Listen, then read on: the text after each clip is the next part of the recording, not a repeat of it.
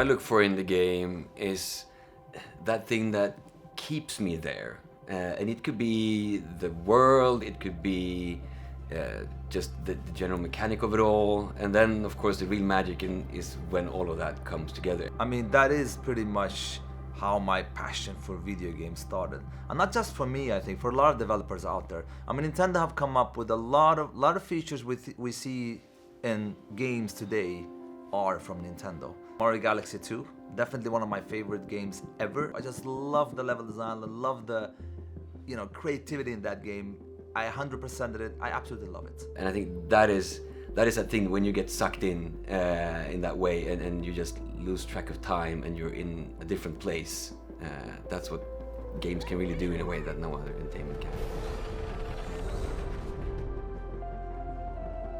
Split Fiction is a co-op only game, so you have to play with someone. And the story in short is about two characters, Miyu and Zoe. There are two writers, and they get to a tech company that can simulate your stories to life. And once they're there, they accidentally end up in the same simulation and have to escape the machine. And you have to play their stories to escape the simulation. The thing is though, one writes sci-fi and the other writes fantasy. So you have to play each other's genre.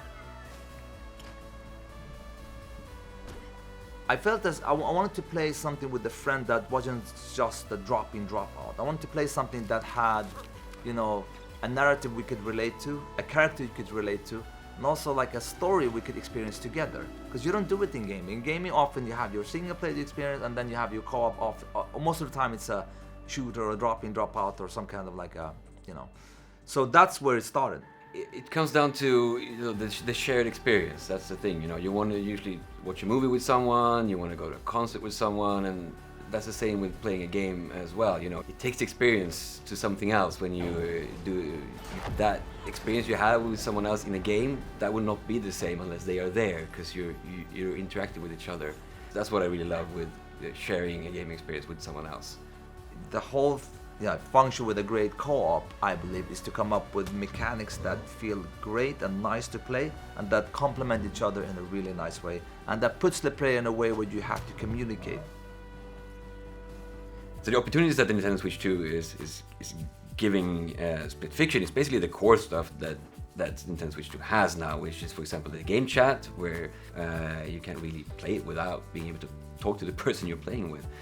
So having that as a core feature, we make sure that we know that everyone who plays the game will be able to communicate, of course in couch, but also online. And as you have the game share as well, we know that there's a low barrier to just trying the game out with a friend, so you can really make sure that you get into the game quickly and then hopefully hook them on it, and you can become those greater friends. It's a good way to test your relationship. It really Actually, co-op will always be part of our DNA. I'm not saying we will only do co-op in the future, but we will always try to push the medium forward of co-op. What can we do there?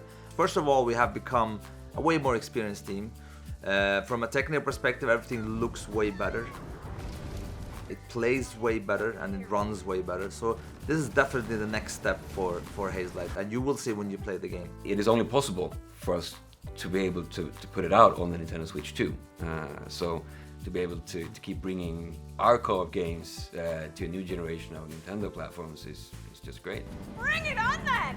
3, 2, 1, go!